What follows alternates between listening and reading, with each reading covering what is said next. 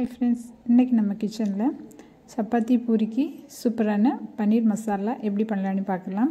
பன்னீர் fry பண்ணி இந்த மாதிரி ட்ரை பண்ணி பாருங்கள். சப்பாத்தி பூரிக்கு ரொம்பவே நல்லாயிருக்கும், குழந்தைங்களும் விரும்பி சாப்பிடுவாங்க. வாங்க வீடியோக்குள்ளே போகலாம். சூடு பண்ணி 1.5 டேபிள் ஸ்பூன் எண்ணெய் சேர்த்துக்கோங்க. எண்ணெய் சூடானது அதில் 2 சின்ன துண்டு பட்டை, 1 கிராம்பு, 1 ஏலக்காய், 1 துண்டு அன்னாசி பூ சேர்த்துக்கோங்க. கூடவே 1/2 டேபிள் ஸ்பூன் பெருஞ்சீரகம் சேர்த்துக்கோங்க. இது கூட ஒரு பெரிய சைஸில் வெங்காயத்தை பொடியாக கட் பண்ணி அதை சேர்த்துக்கோங்க.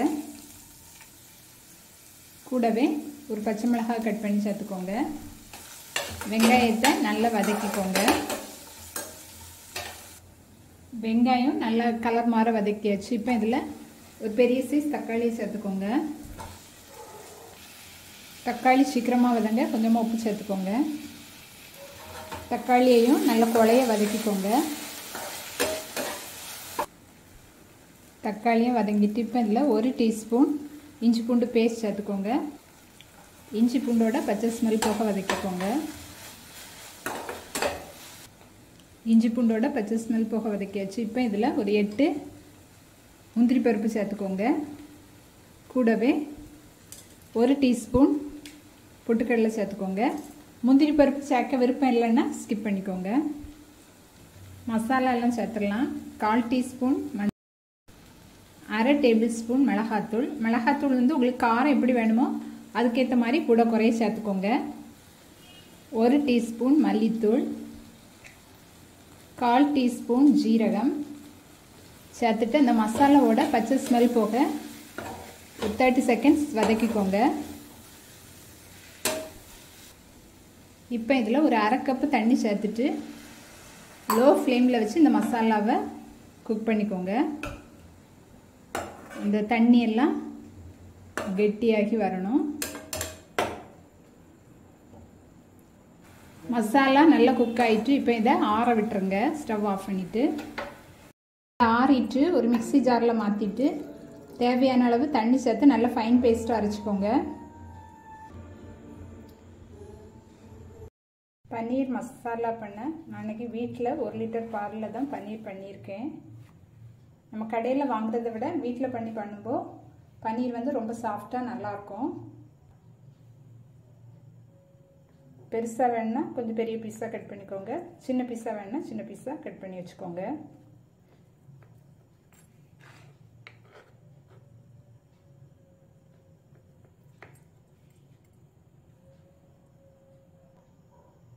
பன்னீரை இந்த மாதிரி கட் பண்ணிக்கோங்க. நானே கொஞ்சம் குட்டி பீஸாக தான் கட் பண்ணியிருக்கேன்.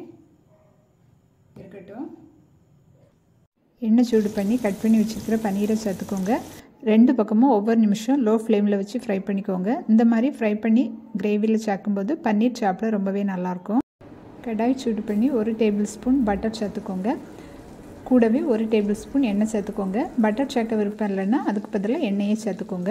எண்ணெய் சூடானதும் அதில் 1/4 டீஸ்பூன் பெருஞ்சீரகம் சேர்த்து பொரிய விட்டுட்டு அரைச்சி மசாலாவை சேர்த்துக்கோங்க. ஏற்கனவே நம்ம வதக்கி அரைச்சது தான். ஒரு 2 நிமிஷம் வதக்கிக்கோங்க. ஃப்ளேமை மீடியமாக வச்சுக்கோங்க. மசாலாவுக்கு தேவையான தண்ணி சேர்த்துக்கோங்க. தேவையான அளவு உப்பு சேர்த்துக்கோங்க. இப்போ ஃப்ளேமை ஹையாக வச்சுக்கோங்க. கொதிக்க ஆரம்பிச்சிட்டு இப்போ ஃப்ளேமை மீடியமாக வச்சுக்கோங்க. பால் அடை எடுத்துக்கோங்க கொஞ்சமாக.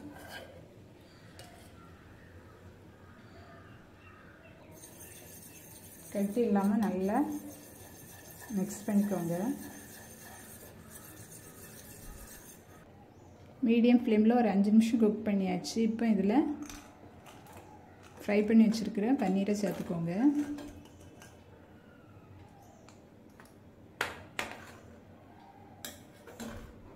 மீடியம் ஃப்ளேமில் வச்சு ஒரு 5 நிமிஷம் குக் பண்ணிக்கோங்க. இப்போ இதில் கரைச்சி வச்சுருக்கிற பாலாடையை சேர்த்துக்கோங்க. மிக்ஸ் பண்ணிக்கோங்க.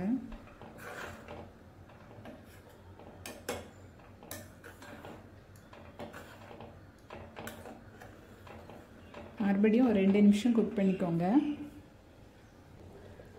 கடைசியில் பொடியாக கட் பண்ண மல்லியில் சேர்த்துக்கோங்க. நம்மளோட பன்னீர் மசாலா சூப்பராக ரெடி ஆயிடுச்சு. நீங்களும் ட்ரை பண்ணிவிட்டு கமெண்ட் பண்ண மறக்காதீங்க. தேங்க்ஸ் ஃபார் வாட்சிங்.